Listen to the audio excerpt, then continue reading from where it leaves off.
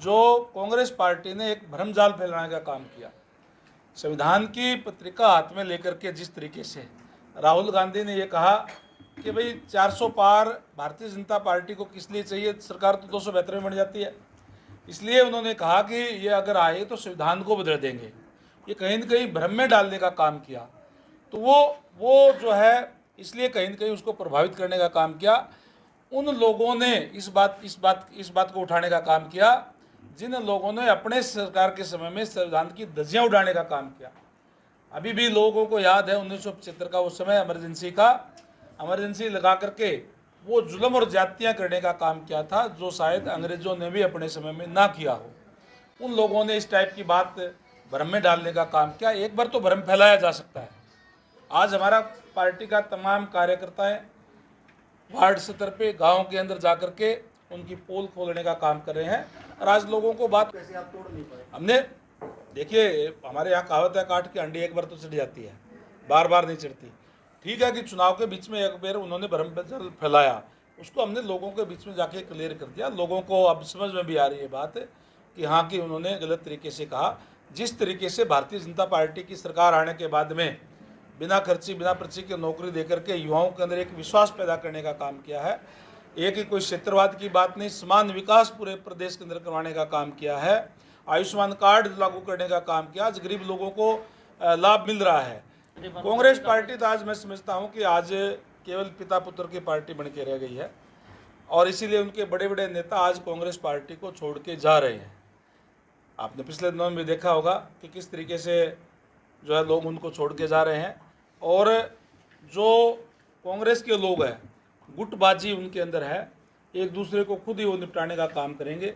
Bharatiya Janata party तो जो लगातार 10 सालों से जिस ट्रांसपेरेंसी से हमने कार्य किया है वो लेकर के हम जनता के बीच में जाएंगे और जनता आज हमारे साथ है। लेकिन गुटबाजी तो बीजेपी में भी है।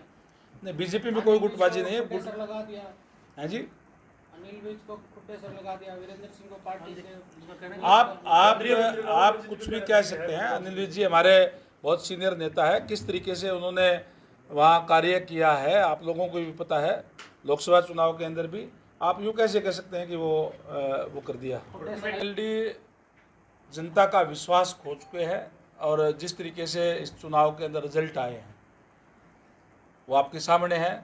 तो जनता का जब कोई विश्वास खो देते हैं प्रजातंत्र के अंदर तो उनका भविष्य कोई अच्छा नहीं होता। दुष्यंत चौटाला ये कहते हैं कि बीजेपी के साथ जाना हमारी भूल थी, बड़ी भूल हुई है। चलो अब सुधार लेंगे भूल, अच्छी बात है, अब सुधार लो।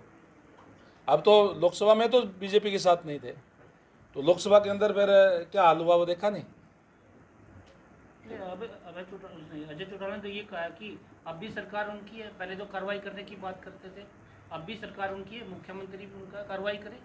किस चीज़ की कार्रवाई? दुष्यंत चौटाला पर पहले ये कहा जा रहा था कि उन पर जो है भ्रष्टाचार के आरोप जो लगाए गए थे। देखिए किसी पे भी आरोप लगे हैं ना लगे हैं, मैं तो एक बात कह सकता हूँ कि भारतीय जनता पार्टी की सरकार के अंदर चाहे कोई भी हो, किसी ने अगर कोई गलत किया हो तो उसके खिलाफ एक्शन होता है। एक्शन अगर कोई किसी ने किया होगा तो होगा, तो सरकार का काम है।